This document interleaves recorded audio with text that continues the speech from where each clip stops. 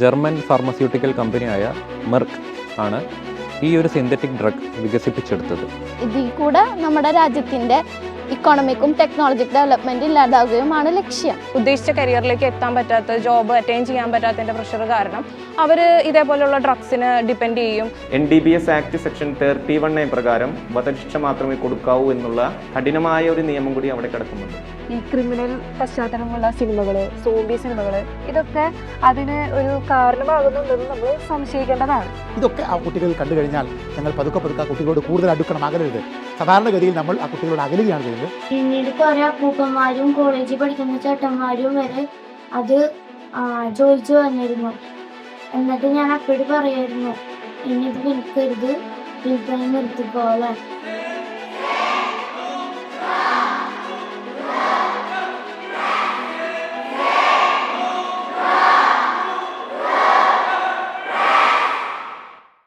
Operation clean സ്ലേറ്റിൻ്റെ ഭാഗമായി നടന്ന റെയ്ഡും തുടർന്നുണ്ടായ ചാനൽ ചർച്ചകളും നമ്മൾ കണ്ടതാണ്. പതിവ് പോലെ ചില ചാനലുകളിൽ ഈ വിഷയം രാഷ്ട്രീയ പാർട്ടികൾക്ക് തമ്മിലടിക്കാനുള്ള ഒരു വേദിയായി മാറിയെങ്കിൽ ചില ചാനലുകൾ ഡ്രഗ്സ് സപ്ലൈ ചെയ്യുന്നതുമായി ബന്ധപ്പെട്ടുള്ള മുഴുവൻ ഉത്തരവാദിത്വവും വിദ്യാർത്ഥി സംഘടനയുടെ മേൽ ആരോപിക്കുവാനാണ് ശ്രമിച്ചത്. എന്നാൽ നമുക്കറിയാം, ഒരു രാഷ്ട്രീയ പാർട്ടികളോ അല്ലെങ്കിൽ മതസംഘടനകളോ വിദ്യാർത്ഥി പ്രസ്ഥാനമോ ഈ ലഹരി പോലുള്ള വസ്തുക്കളെ ഒരിക്കലും പ്രോത്സാഹിപ്പിക്കുകയില്ല എന്ന്.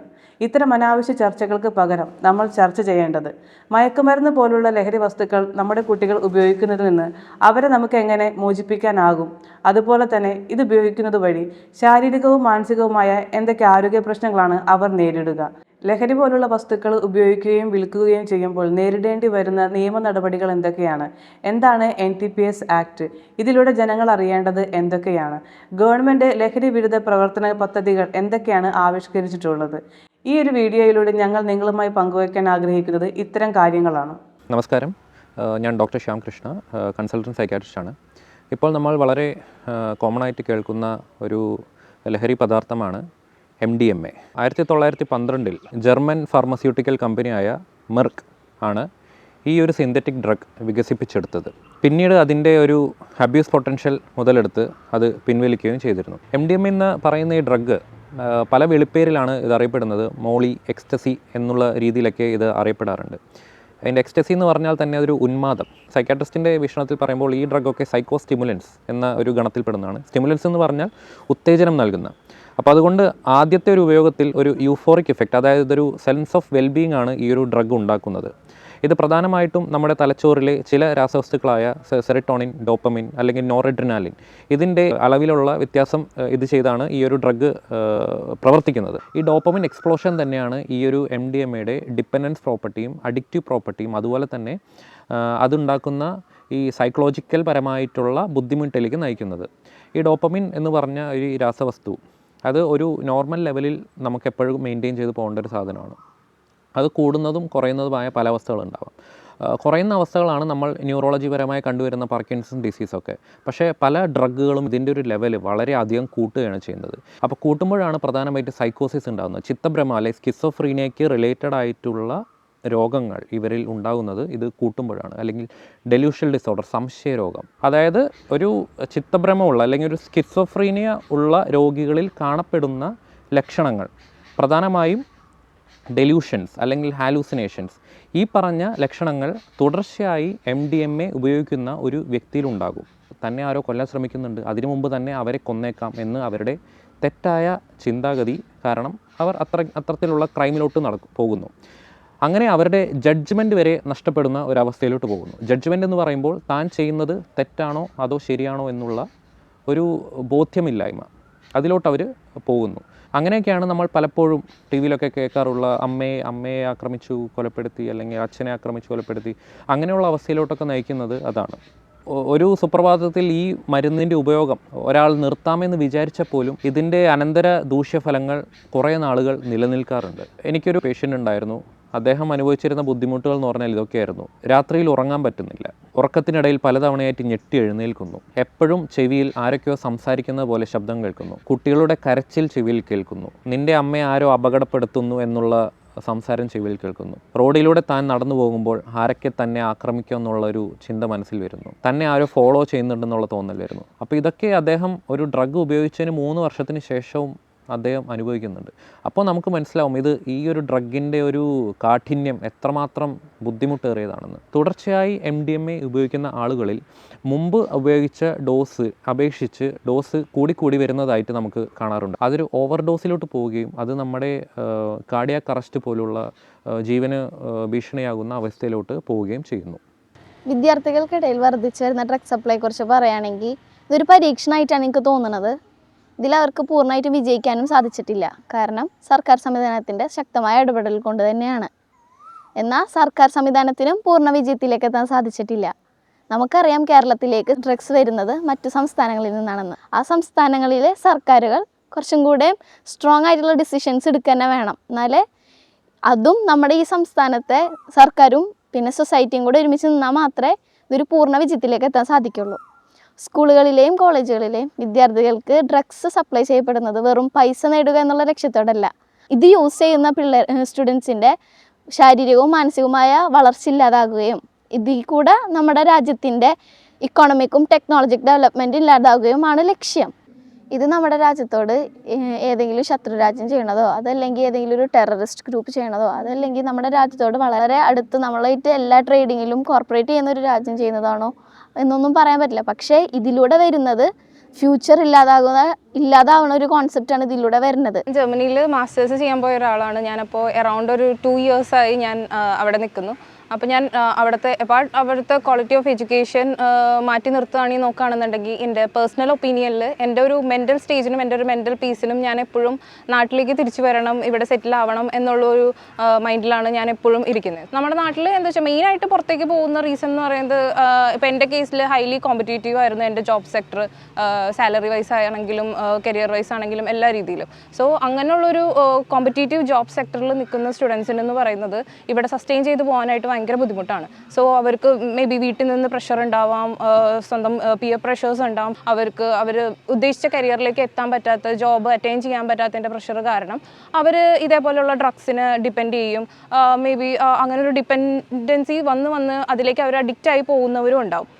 അവർ വിചാരിക്കും അതൊരു താൽക്കാലിക ഒരു സുഖത്തിന് വേണ്ടി യൂസ് ചെയ്യാം എന്നുള്ള രീതിയിൽ യൂസ് ചെയ്യുന്നതായിരിക്കാം, ആ ഒരു സ്ട്രെസ് റിലീഫിന് വേണ്ടി യൂസ് ചെയ്യുന്നതായിരിക്കാം. പക്ഷേ അതൊരു സ്റ്റേജ് കഴിഞ്ഞ് പോയാൽ അവർക്ക് തന്നെ അതിൽ നിന്ന് തിരിച്ചു വരാൻ പറ്റാത്തൊരു ബുദ്ധിമുട്ട് ഉണ്ടായി പോവാം. സോ എൻ്റെ ഒരു ഇതിൽ ഇങ്ങനെയുള്ളൊരു കാറ്റഗറി ഓഫ് പീപ്പിളിന് നമുക്ക് കൂടുതൽ കെയർ കൊടുക്കുക, അവരെ ഒരു മാറ്റി നിർത്താതെ കുറച്ചുകൂടിയും അവർക്കുള്ള ഓപ്പർച്യൂണിറ്റീസ് നമ്മുടെ സൊസൈറ്റിയിൽ തന്നെ അല്ലെങ്കിൽ നമ്മുടെ നാട്ടിൽ തന്നെ കൂടുതൽ ഓപ്പർച്യൂണിറ്റീസ് ഉണ്ടാക്കുക, അവരുടെ കരിയർ ഡെവലപ്പ് ചെയ്യാൻ വേണ്ടിയിട്ട് ഒരുപാട് കോഴ്സസോ അല്ലെങ്കിൽ ഇൻറ്റേൺഷിപ്സോ അങ്ങനെ എന്തെങ്കിലും കാര്യങ്ങളൊക്കെ കൂടുതൽ കൊണ്ടുവന്നാൽ അവർക്ക് കുറച്ചുകൂടിയും നമ്മുടെ നാട്ടിൽ തന്നെ എന്തെങ്കിലും ചെയ്യാൻ പറ്റും. ഒരു ചെറിയ സമയത്തിൻ്റെ ഒരു സന്തോഷത്തിന് വേണ്ടിയിട്ട് ഈ ഡ്രഗൊക്കെ ഉപയോഗിക്കാൻ തുടങ്ങിയിട്ടുണ്ടെങ്കിൽ ഫസ്റ്റ് ഓഫ് ഓൾ നിങ്ങളുടെ ഹെൽത്താണ് ആദ്യമേ ഇല്ലാതെ വന്നത്.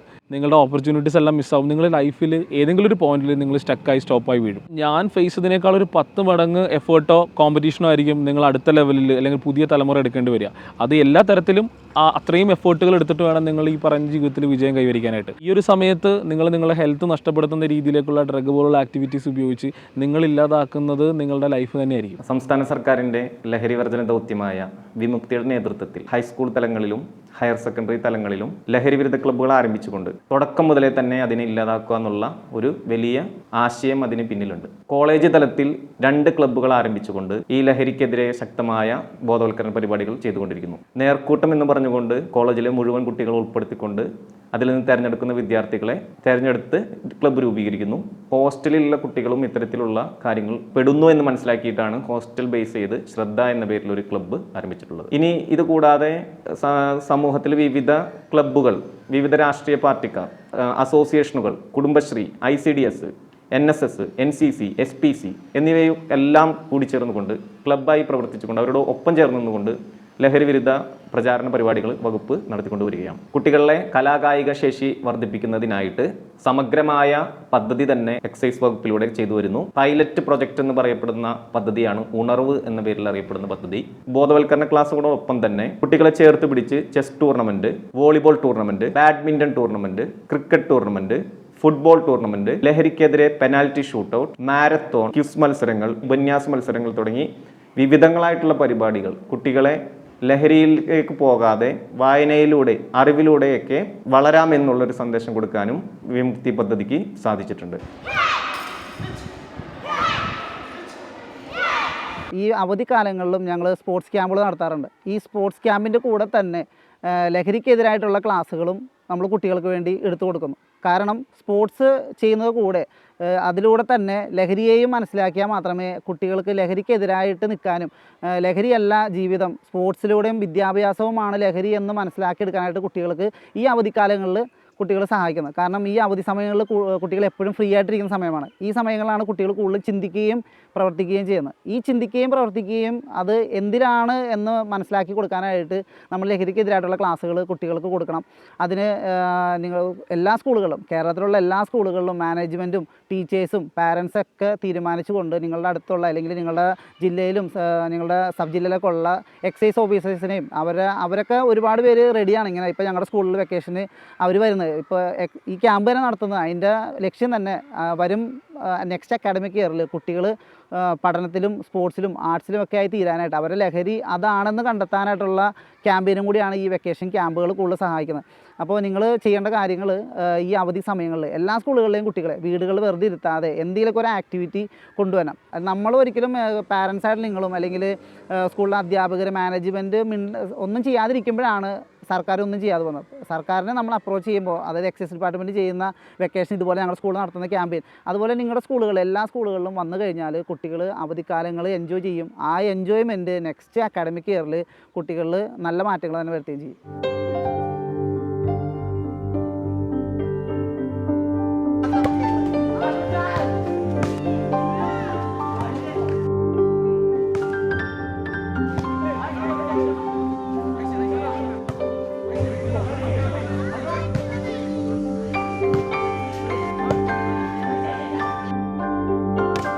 ഞാൻ രാജ്, കൊടുങ്ങല്ലൂർ അമൃത വിദ്യാലയത്തിലെ കായികാധ്യാപകൻ.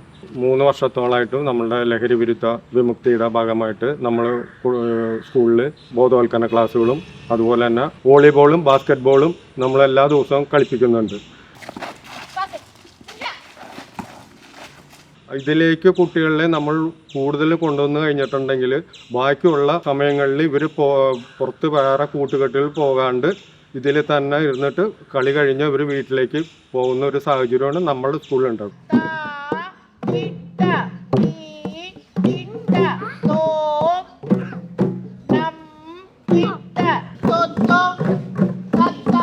ബോധവൽക്കരണ ക്ലാസ് കൊണ്ട് നമുക്ക് ഉണ്ടാവുന്ന നേട്ടങ്ങളും കാര്യങ്ങളെന്ന് വെച്ചാൽ പലരും പാരൻസുകളും കുട്ടികളും വിചാരിക്കും ഇതുകൊണ്ട് എന്ത് നേടും, എന്താണ് സംഭവിക്കുന്നത്, ഇതൊക്കെ എനിക്കറിയാവുന്നതല്ലേ.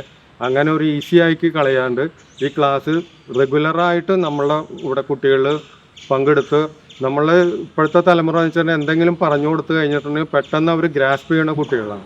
അപ്പോൾ അവരിൽ നമ്മൾ ക്ലാസ് കൊടുത്തതിൻ്റെ പ്രചോദനമായിട്ട് നമ്മുടെ സ്കൂളിൽ ഒരു 4ാം ക്ലാസ്സിൽ പഠിക്കുന്ന കുട്ടി വിഷ്ണു നാരായണൻ, അവൻ്റെ അച്ഛൻ്റെ കടയാണ് പടിഞ്ഞാറ നടയിൽ. അവിടെ സിഗരറ്റ് ഉൽപ്പന്നങ്ങൾ വർഷങ്ങളായിട്ട് വിൽച്ചുകൊണ്ടിരിക്കുന്നുണ്ടായിരുന്നു.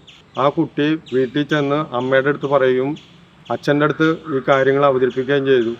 ആ കുട്ടി നിർബന്ധമായിട്ട് എന്തുകൊണ്ട് വിൽക്കുന്നുള്ളത് പറഞ്ഞിട്ട് മുഴുവനായിട്ട് നിരോധിച്ച് ബാക്കിയുള്ള ഐറ്റങ്ങൾ ഫ്രൂട്ട്സുകളും മാത്രം, ജ്യൂസ്, സ്നാക്സുകൾ മാത്രമുള്ള ആയിട്ട് അവർ നടത്തിക്കൊണ്ടിരിക്കുകയാണ്. ലഹരി വിരുദ്ധ ക്ലബ്ബ് 3ാം ക്ലാസ് തൊട്ട് തുടങ്ങിയപ്പോൾ 2 ക്ലാസ് കഴിഞ്ഞപ്പോൾ തന്നെ അപ്പോഴും ഞാൻ പറഞ്ഞു സിഗരറ്റ് വിൽപ്പന നിർത്തത് ലഹരിയാണ്. ആദ്യം അപ്പോൾ അതൊന്നും മൈൻഡ് തോന്നുന്നില്ല, വിറ്റിരുന്നു. പിന്നെ 2ാമത്തെ പ്രാവശ്യം സീരിയസ് ആയിട്ട് പറഞ്ഞപ്പോൾ അപ്പോൾ അത് വിൽപ്പന നിർത്തി. പിന്നീട് കുറേ അപ്പൂപ്പന്മാരും കോളേജിൽ പഠിക്കുന്ന ചേട്ടന്മാരും വരെ അത് ചോദിച്ചു വന്നിരുന്നു. എന്നിട്ട് ഞാൻ അപ്പോഴും പറയായിരുന്നു ഇനി ഇത് വിൽക്കരുത്, വിൽപ്പന നിർത്തിക്കോളാൻ. ലഹരി വിരുദ്ധ ക്ലബിൻ്റെ ക്ലാസ്സുകളൊന്നും നിങ്ങൾ മിസ്സാക്കരുത്. സ്കൂൾ ക്യാമ്പിൽ ആരെങ്കിലും യൂസ് ചെയ്യണമെങ്കിൽ തന്നെ റിപ്പോർട്ട് ചെയ്യണം. പിന്നെ നിങ്ങളുടെ ബന്ധുക്കൾ ആരെങ്കിലും ചെയ്യണമെങ്കിൽ അത് പറഞ്ഞു കൊടുക്കണം, അത് ലഹരിയാണ്, അത് തെറ്റാണ് ജീവിതത്തിൽ. ഇനി കുട്ടികളോട് ഇങ്ങനെ കണ്ടുപഠിക്കുകയാണെങ്കിൽ കുട്ടികളോടും പറയണം അത് ലഹരിയാണ്.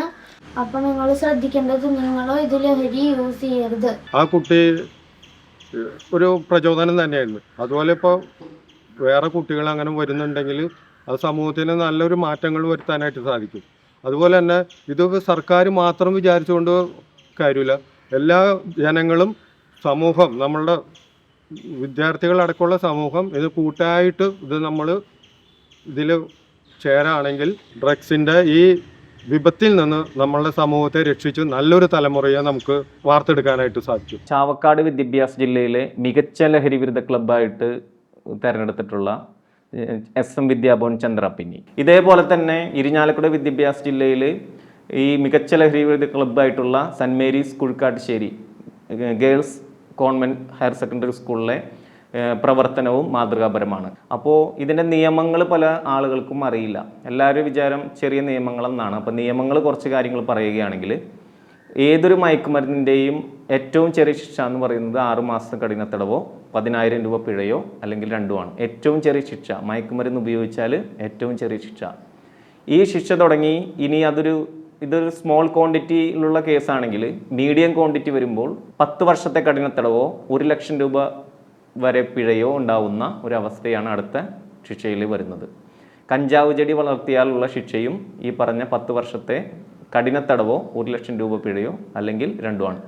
ഈ കേസുകൾക്കൊന്നും ജാമ്യം ഓഫീസിൽ നിന്ന് അപ്പം തന്നെ കിട്ടില്ല. റിമാൻഡ് ചെയ്യുന്ന ഒരു അവസ്ഥയും കൂടി ഉണ്ടെന്നുള്ളതും കൂടിയും ചേർത്ത് വായിക്കേണ്ടതാണ്.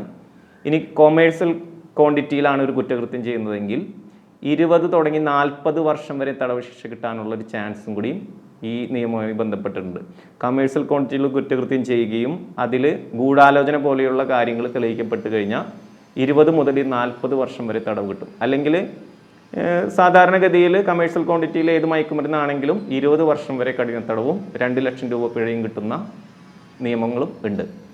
ഇനി ഇതോടെ പ്രശ്നങ്ങൾ തീരുന്നില്ല. കമേഴ്സ്യൽ ക്വാണ്ടിറ്റിയിൽ ഒരു കുറ്റകൃത്യം ആവർത്തിച്ച് ചെയ്ത് കഴിഞ്ഞിട്ടുണ്ടെങ്കിൽ NDPS ആക്ട് സെക്ഷൻ 31A പ്രകാരം വധശിക്ഷ മാത്രമേ കൊടുക്കാവൂ എന്നുള്ള കഠിനമായ ഒരു നിയമം കൂടി അവിടെ കിടക്കുന്നുണ്ട്. ഇതുകൂടാതെ NDPS ആക്ട് സെക്ഷൻ 28, 29 തുടങ്ങിയിട്ടുള്ള സെക്ഷനൊക്കെ നോക്കിയാൽ കാണാം, ഇതിനുള്ളൊരു ശ്രമം നടത്തിയാൽ പോലും അല്ലെങ്കിൽ ഇതിനു വേണ്ടി തയ്യാറെടുപ്പ് നടത്തിയാൽ പോലും 10 വർഷം വരെ പ്രോസിക്യൂഷൻ അങ്ങനെ തെളിയിക്കാൻ കഴിഞ്ഞാൽ 10 വർഷം വരെയൊക്കെ തടവ് ശിക്ഷ കിട്ടാവുന്ന ഒരു ഒഫൻസായിട്ട് കാണപ്പെടുന്നു. ഇതിൻ്റെ സാമ്പത്തികമായി സഹായം ചെയ്തു കൊടുക്കുന്ന ആളുകൾക്ക് അല്ലെങ്കിൽ കുറ്റവാളികളെ രക്ഷപ്പെടാനായിട്ട് സഹായം ചെയ്തു കൊടുക്കുന്ന ആൾ, അവരെ ഒളിപ്പിച്ച് താമസിപ്പിക്കുന്ന ആളുകൾ തുടങ്ങിയ ആളുകൾക്കും 10 വർഷം വരെ കഠിന തടവും 1 ലക്ഷം രൂപ പിഴ വരെയും കിട്ടാവുന്ന ഒഫൻസാണ്. പിന്നെ ഇത് നിരോധിച്ച അത് ആയതുകൊണ്ട് തന്നെ ഇത് കൈവശം വയ്ക്കാൻ പോലും പറ്റാത്ത ഒരു കാര്യമാണ്. അപ്പോൾ കൈവശം വയ്ക്കുമ്പോൾ ഇപ്പോൾ ഒരു വാഹനത്തിലാണ് യാത്ര ചെയ്യണമെങ്കിൽ ആ വാഹനവും ഇതോടൊപ്പം തന്നെ പിടിച്ചടക്കും എന്നുള്ളതും കൂടിയും മനസ്സിലാക്കേണ്ട കാര്യങ്ങളാണ്. ഇനി 20 വർഷം വരെ തടവ് ശിക്ഷയൊക്കെ കിട്ടുന്ന ഒരു ഇങ്ങനത്തെ കേസുകളിൽ പെട്ട് കഴിഞ്ഞാൽ സാധാരണഗതിയിൽ ഏറ്റവും കുറഞ്ഞത് 180 ദിവസത്തെ റിമാൻഡ് പീരീഡാണുള്ളത്. 180 ദിവസം റിമാൻഡ് പീരീഡ് കഴിഞ്ഞു കഴിഞ്ഞാലും വേണമെങ്കിൽ അടുത്ത 180 ദിവസത്തിനും കൂടിയും റിമാൻഡ് എക്സ്റ്റെൻഡ് ചെയ്യാനുള്ള കാര്യങ്ങൾ കൂടി ചെയ്യാനായിട്ട് പറ്റും എന്നുള്ളതും കൂടി മനസ്സിലാക്കേണ്ടതാണ്. അപ്പോൾ ഇത്തരം കുറ്റകൃത്യത്തിൽ പെട്ട് കഴിഞ്ഞാൽ സാധാരണഗതിയിൽ ജയിലിൽ കിടന്ന് അതിൻ്റെ ശിക്ഷാവിധി വരുന്നവരെയും ജയിലിൽ കിടക്കേണ്ടി വരും എന്നുള്ളതും കൂടിയാണ് അതിലൊരു അപകടമായിട്ട് മനസ്സിലാക്കേണ്ടത്. അപ്പോൾ ഈ മേജർ കുറ്റകൃത്യം ചെയ്യുന്ന ആളെന്ന് പറയുന്നത് ആദ്യം ചെറിയ കുറ്റങ്ങൾ ചെയ്ത ആളാണ് പിന്നീട് മേജർ കുറ്റകൃത്യങ്ങളിലേക്ക് പോകുന്നത്. അപ്പോൾ ഇതൊരിക്കലും ചെയ്യാതിരിക്കൽ തന്നെയാണ് ഒരാളുടെ അന്തസ്സോടെ അഭിമാനത്തോടെ ജീവിക്കാനായിട്ട് സാധിക്കാനായിട്ടുള്ള ഒരേ ഒരു മാർഗം. പിന്നെ ഇതുമായി ബന്ധപ്പെട്ട് ഈ മേജർ കുറ്റകൃത്യം ചെയ്യുന്ന ആളെ വേണമെങ്കിൽ ആളുടെ സാമ്പത്തിക സ്രോതസ്സ് അന്വേഷിക്കാനായിട്ടുള്ള അധികാരം അന്വേഷണ ഉദ്യോഗസ്ഥനുണ്ട്. അപ്പോൾ 6 വർഷം മുമ്പ് ഇദ്ദേഹം എന്തെല്ലാം സ്ഥാവര ജംഗമ വസ്തുക്കൾ ആർജിച്ചെടുത്തിട്ടുണ്ടോ അതെല്ലാം അന്വേഷിക്കാനും അത് മയക്കുമരുന്ന് വ്യാപാരത്തിൽ നിന്നാണ് പിടിച്ചതെങ്കിൽ അത് കണ്ടുകെട്ടാനുള്ള അധികാരം അന്വേഷണ ഉദ്യോഗസ്ഥനുണ്ട്. അപ്പോൾ അങ്ങനെ അത് കണ്ടെത്തി കഴിഞ്ഞിട്ടുണ്ടെങ്കിൽ തീർച്ചയായിട്ടും അത് ചെന്നൈയിലെ കോമ്പിറ്റൻ്റ് അതോറിറ്റിയെ അറിയിക്കുകയും പിന്നീട് ഇത് മയക്കുമരുന്ന് വ്യാപാരത്തിലൂടെയല്ല സമ്പാദിച്ചെന്ന് തെളിയിക്കാനുള്ള പൂർണ്ണമായിട്ടുള്ള ഉത്തരവാദിത്വം എന്ന് പറയുന്നത് ആ കുടുംബക്കാർക്കാണ്. അപ്പോൾ ഇങ്ങനെയെല്ലാം കോംപ്ലിക്കേഷൻസ് ധാരാളമുള്ള നിയമങ്ങളാണ് NDPS ആക്റ്റിലുള്ളത്. ഇനി ഇതിനെ പ്രതിരോധിക്കാൻ പറ്റുന്ന ചില കാര്യങ്ങൾ കൂടി കൃത്യമായിട്ട് പറയാം. ഇങ്ങനെ വ്യാപനത്തിലേക്ക് പോകുന്ന കാര്യത്തിനെ പ്രതിരോധിക്കാനായിട്ട് നിലവിലുള്ള പദ്ധതി നന്നായി കാര്യക്ഷമമായിട്ട് ചെയ്യാനായിട്ട് എക്സൈസ് വകുപ്പ് തീർച്ചയായിട്ടും ശ്രമിക്കുന്നുണ്ട്. കൃത്യമായി തന്നെ എക്സൈസ് വകുപ്പിൻ്റെ ഉന്നതാധികാരികളിൽ നിന്ന് കൃത്യമായി തന്നെ അതിനുള്ള നിർദ്ദേശങ്ങൾ വരാറുണ്ട്. ഇതേപോലെ തന്നെ കഠിനമായിട്ട് ശിക്ഷിക്കുന്ന വകുപ്പുകളുള്ള ആക്റ്റുകളാണ്. പ്രധാനമായിട്ടും കുട്ടികളുടെ സംരക്ഷണത്തിന് വേണ്ടിയിട്ട് തന്നെയാണ് ഇത്തരത്തിലുള്ള ആക്റ്റ് ഇവിടെ കൊണ്ടുവന്നിട്ടുള്ളത്. അതിൽ 2 ആക്റ്റുകളാണ് ഞാൻ പറയുന്നത്. സെക്ഷൻ 77 ജുവനൈൽ ജസ്റ്റിസ് ആക്ട് പ്രകാരം ഒരു കുട്ടിക്ക് സിഗരറ്റോ പുകയില ഉൽപ്പന്നങ്ങളോ മദ്യമോ മയക്കുമരുന്നോ മറ്റ് നിരോധിക്കപ്പെട്ട വസ്തുക്കളോ ആരെങ്കിലും കൊടുത്തു കഴിഞ്ഞിട്ടുണ്ടെങ്കിൽ 7 വർഷത്തെ കഠിന തടവും 1 ലക്ഷം രൂപ പിഴയും കിട്ടാവുന്ന ഒരു കുറ്റകൃത്യമാണ്. റിമാൻഡ് ചെയ്യും അത്തരത്തിൽ പിടിക്കുന്ന ഒരാളെ. ഞാൻ പറയുന്നത് ഒരു സിഗരറ്റ് ഒരു കുട്ടിക്ക് കൊടുക്കുന്ന ആളുടെ അവസ്ഥയാണ് പറയുന്നത്. ഇപ്പോൾ റീസെൻ്റ്ലി കാട്ടൂർ SHO ഹാൻഡ്സ് ഒരു കുട്ടിക്ക് കൊടുത്തു എന്നുള്ള കേസിൽ ഒരു പാക്കറ്റ് ഹാൻഡ്സ് കൊടുത്തതിന് റിമാൻഡ് ചെയ്തിട്ടുണ്ട്. JJ ആക്ട് പ്രകാരമാണ് അത് ചെയ്തിരിക്കുന്നത്. ഇനി ഈ അടുത്ത് നടന്ന ഒരു കൊലപാതകം, 10ാം ക്ലാസ്സിലെ ഒരു വിദ്യാർത്ഥി കൊല്ലപ്പെട്ട ഒരു സാഹചര്യത്തിൽ അതിൽ കുറ്റാരോപിതരായ കുട്ടികൾക്ക് അവർക്ക് കിട്ടിയിരിക്കുന്നതും JJ ആക്ട് പ്രകാരമുള്ള നിയമപ്രകാരമുള്ള വകുപ്പുകൾ ചേർത്തിട്ട് റിമാൻഡ് ചെയ്തിരിക്കുകയാണ്. ജുവനൈൽ ഹോമിലേക്ക് റിമാൻഡ് ചെയ്തിരിക്കുന്നു. അപ്പോൾ ചെറിയ കുട്ടികളും ഇത്തരത്തിൽ കുറ്റകൃത്യങ്ങളിൽ ഏർപ്പെട്ട് കഴിഞ്ഞിട്ടുണ്ടെങ്കിൽ തീർച്ചയായിട്ടും അതിനെ പണിഷ് ചെയ്യുന്ന അല്ലെങ്കിൽ അതിനെ ശിക്ഷിക്കുന്ന വകുപ്പുകൾ കൂടി ഉണ്ട് എന്നുള്ളതും കൂടി മനസ്സിലാക്കേണ്ട കാര്യമാണ്. ഏറ്റവും പ്രധാനമായിട്ട് മനസ്സിലാക്കേണ്ട ഒരു സേവനമാണ് 14405 14405 വിമുക്തി ടോൾ ഫ്രീ നമ്പർ. ഈ ടോൾ ഫ്രീ നമ്പറിലൂടെ മയക്കുമരുന്നിൻ്റെ ഉപയോഗം മൂലമോ അല്ലെങ്കിൽ മറ്റേതെങ്കിലും പ്രശ്നങ്ങൾ മൂലമോ മദ്യത്തിൻ്റെ ആയിക്കോട്ടെ എന്തുമായിക്കോട്ടെ ആളുകൾക്ക് ഈ ടോൾ ഫ്രീ നമ്പറിൽ വിളിച്ച് വിശദമായ കൗൺസിലിംഗ് അവർക്ക് അതിലൂടെ ലഭിക്കുന്നതാണ്. ഈ ഒരു കാലഘട്ടത്തിൽ യൂത്ത് ഇൻവോൾവ് ആയിട്ടുള്ള ക്രിമിനൽ കേസുകൾ വളരെയധികം കൂടിയവരാണ്. നമ്മുടെ പ്രിയപ്പെട്ടവരും അതേപോലെ തന്നെ നമുക്ക് പരിചയമില്ലാത്തവർ പോലെയാണ് അവർ കൊലപാതകങ്ങൾ ചെയ്യുന്നത്. അതും വളരെ ക്രൂരമായിട്ടാണ് ചെയ്യുന്നത്. ഇപ്പോൾ ഈ ക്രിമിനൽ പശ്ചാത്തലമുള്ള സിനിമകൾ, സോംബി സിനിമകൾ, ഇതൊക്കെ അതിന് ഒരു കാരണമാകുന്നുണ്ടെന്ന് നമ്മൾ സംശയിക്കേണ്ടതാണ്. ഈ ഡ്രഗ്സ് എല്ലാം ഉപയോഗിച്ച് പിടിക്കപ്പെടുന്നവർക്ക് ഇപ്പോൾ ട്രെയിൻ യാത്രകളും വിമാനയാത്രകളെല്ലാം ബാൻ ചെയ്യുകയും അതുപോലെ ഡ്രൈവിംഗ് ലൈസൻസ്, നമ്മുടെ സിം കാർഡ് ക്യാൻസലേഷൻ, ഹയർ എഡ്യൂക്കേഷനും അതുപോലെ തന്നെ ഗവൺമെൻറ് ജോബ് എലിജിബിലിറ്റിയൊക്കെ സസ്പെൻഡ് ചെയ്യുകയും അല്ലെങ്കിൽ അതിന് റെസ്ട്രിക്ഷൻസ് വരികയാണെങ്കിൽ കുട്ടികളിലും അതുപോലെ തന്നെ സമൂഹത്തിലും ഇത് ഉപയോഗിക്കാനുള്ള സാധ്യത വളരെയധികം കുറയും. നമ്മൾ സ്ഥിരമായിട്ട് പത്രങ്ങളിൽ വായിക്കുന്നു, TV-കളിൽ കാണുന്നു, അധ്യാപകർ പറയുന്നു, രക്ഷിതാക്കൾ പറയുന്നു, നമ്മുടെ നേതാക്കന്മാരൊക്കെ നമ്മളോട് പറഞ്ഞുകൊണ്ടിരിക്കുന്നത് മദ്യം, മയക്കുമരുന്ന്, MDMA തുടങ്ങിയതിനെക്കുറിച്ചൊക്കെയാണ്. പോലീസ് ഓഫീസർമാരൊക്കെ ഇഷ്ടം പോലെ നിരന്തരമായി പറഞ്ഞുകൊണ്ടിരിക്കുന്നു. ഇതൊക്കെ പറയുന്നതിന് വേണ്ടിയുള്ളൊരു സാഹചര്യം നമ്മുടെ നാട്ടിൽ എങ്ങനെയാണ് ഉണ്ടായത്? ഇതിനു മുൻപും അധ്യാപകരുണ്ട്, രക്ഷിതാക്കളുണ്ട്, പോലീസൊക്കെയുണ്ട്. ഇത് കുട്ടികളെ നിങ്ങളുടെ പ്രശ്നം മാത്രമല്ല, ഇത് നിങ്ങളെ കൈകാര്യം ചെയ്യുന്നിടത്ത് ഞങ്ങൾ മുതിർന്നവർക്ക് അധ്യാപകർക്കൊക്കെ പലപ്പോഴും നോട്ടപ്പെസക് പറ്റിയിട്ടുണ്ട്. അല്ലെങ്കിൽ ചിലപ്പോഴൊക്കെ ഞങ്ങൾ എന്തിന് എന്ന രൂപത്തിൽ ചിലപ്പോഴൊക്കെ പെരുമാറിയിട്ടുണ്ട്. അതുകൊണ്ടായിരിക്കണം നിങ്ങളിൽ ചിലപ്പോഴൊക്കെ ഇങ്ങനെയുള്ള സംഗതികളൊക്കെ വന്നിട്ടുണ്ടാവുക. കുട്ടികൾ ഇത്തരത്തിലുള്ള ഡ്രഗ്സ് അതുപോലുള്ളതൊക്കെ ഉപയോഗിക്കുമ്പോൾ നമുക്ക് എങ്ങനെയാണ് അറിയാൻ കഴിയുക? ഏറ്റവും പെട്ടെന്ന് അറിയാൻ കഴിയുന്ന ഒന്ന് അമ്മ. അച്ഛൻ പുറത്താണെന്നല്ല, അമ്മ, 2 ക്ലാസ് ടീച്ചർ, ഇവർ 2 ആൾക്കാണ്. കാരണം കുട്ടികളെ എല്ലാ ദിവസവും ഏകദേശം അധിക സമയവും കാണുന്നത് ഇവരാണ്. അപ്പോൾ ഒരു അമ്മയ്ക്ക് എങ്ങനെ കഴിയും? അവൻ്റെ നിത്യജീവിതത്തിലുള്ള പ്രവർത്തനങ്ങളിലൊരു മാറ്റം കാണുന്നുണ്ടോ? അവൻ്റെ ഭക്ഷണ രീതി, ഉറക്ക രീതി, പെരുമാറ്റ രീതി, സംസാര രീതി, വീട്ടിലുള്ള ആളുകളുമായിട്ട് ഇടപഴകുന്ന രീതി, ഇതിലൊക്കെ മാറ്റങ്ങളുണ്ട് എങ്കിൽ നിങ്ങൾ ശ്രദ്ധിക്കേണ്ടതുണ്ട്. അവൻ്റെ കണ്ണുകളിലേക്ക് നോക്കിയാൽ നിങ്ങൾക്കത് അറിയാൻ കഴിയും. നല്ല തിളക്കമുള്ള കണ്ണുകൾക്ക് ആ തിളക്കമൊക്കെ നഷ്ടപ്പെട്ടു വരും. ഇതുപോലെ തന്നെ ക്ലാസ് ടീച്ചർക്കും മറ്റധ്യാപകർക്കും, പ്രത്യേകിച്ച് ക്ലാസ് ടീച്ചർക്കും എല്ലാ ദിവസവും രാവിലെ സ്കൂളിലേക്ക് വന്നു കഴിഞ്ഞാൽ, കുട്ടികൾ ക്ലാസ് റൂമിലേക്ക് ഇരുന്ന് കഴിഞ്ഞാൽ എല്ലാ കുട്ടികളുടെയും കണ്ണുകളിലേക്കൊന്ന് നോക്കണം. എന്നിട്ട് ആ കുഞ്ഞിൻ്റെ കണ്ണിലുള്ള തിളക്കം നഷ്ടപ്പെടുന്നുണ്ട് എങ്കിൽ അത് അധ്യാപകർ തിരിച്ചറിയണം. കാരണം ഇത്തരത്തിലേക്ക് പോകുന്ന കുട്ടിയുടെ കണ്ണിൻ്റെ തിളക്കം നഷ്ടപ്പെടും. അവൻ്റെ മുഖമൊക്കെ ഒരു തരം മൂടിയ മുഖം പോലെയാകും, കാർമേഘം കൊണ്ട് മൂടിയ ആകാശം പോലെ ഇരിക്കും. അവൻ്റെ കണ്ണുകളിൽ ഉറക്കം കാണും, അതുപോലെ തന്നെ പെരുമാറ്റം കാണും. എല്ലാ കുട്ടികളോടും കളിച്ച് ചിരിച്ച് എല്ലാ അധ്യാപകരോടും സന്തോഷമായിരുന്നവൻ ചിലപ്പോൾ പെട്ടെന്ന് റെസ്ട്രിക്റ്റഡ് ആവും, സെലക്റ്റീവ് ആവും. ചില ചോയ്സുകളിലേക്ക് അവൻ തിരിയും. പിന്നെ ചോദ്യങ്ങളൊക്കെ ചോദിക്കുമ്പോൾ, ക്ലാസ് ടെസ്റ്റ്, പേപ്പർ, പരീക്ഷയൊക്കെ നടത്തുമ്പോൾ അവൻ ആ പഴയതുപോലെ എഴുതാനുള്ളൊരു ഉത്സാഹമുണ്ടാവില്ല. ഇതൊക്കെ ആ കുട്ടികളിൽ കണ്ടു കഴിഞ്ഞാൽ നിങ്ങൾ പതുക്കെ ആ കുട്ടികളോട് കൂടുതൽ അടുക്കണം, അകലരുത്. സാധാരണഗതിയിൽ നമ്മൾ ആ കുട്ടികളോട് അകലുകയാണ് ചെയ്യുന്നത്. ആ സമയത്ത് നമ്മൾ കുട്ടികളോട് കൂടുതൽ അടുക്കുകയും ആ കുഞ്ഞു പോലും അറിയാതെ അവൻ്റെ പെരുമാറ്റങ്ങളിലൂടെ പതുക്കെ ആ കുഞ്ഞിൻ്റെ ജീവിതത്തിലേക്ക്, ചിന്തയിലേക്ക്, മനസ്സിലേക്ക് നിങ്ങൾ കടന്നു ചെല്ലുകയും അവൻ എങ്ങനെയാണോ അതിലേക്ക് വന്നത് അതുപോലെ അവൻ പോലും അറിയാതെ അതിൽ നിന്ന് അവനെ തിരിച്ചു കൊണ്ടുവരാൻ കഴിയുകയും നിങ്ങൾക്ക് സ്നേഹം കൊണ്ടും ഇഷ്ടം കൊണ്ടും വാത്സല്യം കൊണ്ടും കാരുണ്യം കൊണ്ടും ഒക്കെ ചെയ്യാൻ കഴിയും. ഇത് അധ്യാപകരും രക്ഷിതാക്കളും ഒക്കെ എപ്പോഴും ശ്രദ്ധിക്കേണ്ടതാണ്. ഒരു കുട്ടി ഏതെങ്കിലും തരത്തിലുള്ള ഒരു സ്വഭാവത്തിൽ എന്തെങ്കിലും വ്യത്യാസം പ്രകടിപ്പിക്കുകയാണെങ്കിൽ അത് പാരൻസ് തീർച്ചയായും ശ്രദ്ധിക്കേണ്ടതാണ്. കുട്ടിയെ സ്കൂളിൽ വിട്ടുകഴിഞ്ഞു, എല്ലാ ഉത്തരവാദിത്വം തീർന്നു എന്ന നിലയിൽ നമ്മൾ ഒരിക്കലും ഇരിക്കാൻ പാടില്ല. കുട്ടിയായിട്ടുള്ള കമ്മ്യൂണിക്കേഷനും കുട്ടി വീട്ടിൽ വന്നു കഴിഞ്ഞാൽ എന്ത് കുട്ടി ചെയ്തു, എന്ത് ഉണ്ടായി എന്നുള്ളത് അറിയാനുള്ള ഒരു ആകാംക്ഷയും പാരൻ്റായ എന്നെപ്പോലുള്ള പാരൻസായ എല്ലാവർക്കും ഉണ്ടായിരിക്കേണ്ടതാണ്.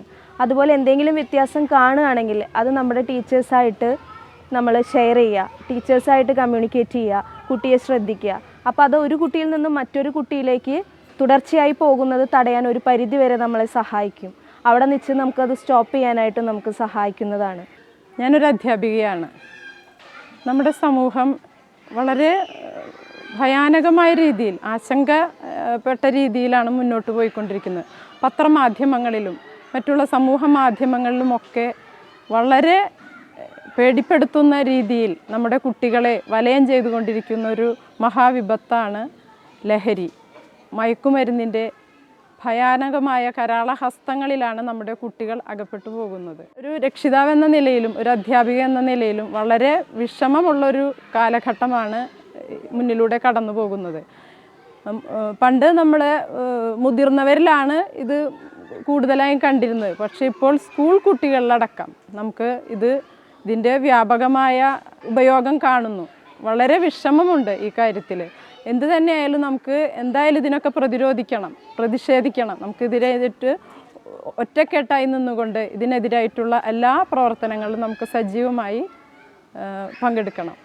എന്തായാലും നമ്മുടെ വരുന്ന ഈ കുട്ടികളുടെ ഈ തലമുറയെ ഈ വലിയ വിപത്തിൽ നിന്ന് എന്തായാലും മോചിപ്പിച്ചെടുക്കണം. നമുക്ക് ഒറ്റക്കെട്ടായിട്ട് മുന്നോട്ട് പോകാം. നമ്മൾ ഓരോരുത്തരും മനസ്സ് വെച്ചാൽ ലഹരിക്ക് അടിമപ്പെടാത്ത പുതിയൊരു തലമുറയെ നമുക്ക് വാർത്തെടുക്കാനാകും. മലയാളത്തിന് വേണ്ടി നിമ്മി. നന്ദി, നമസ്കാരം.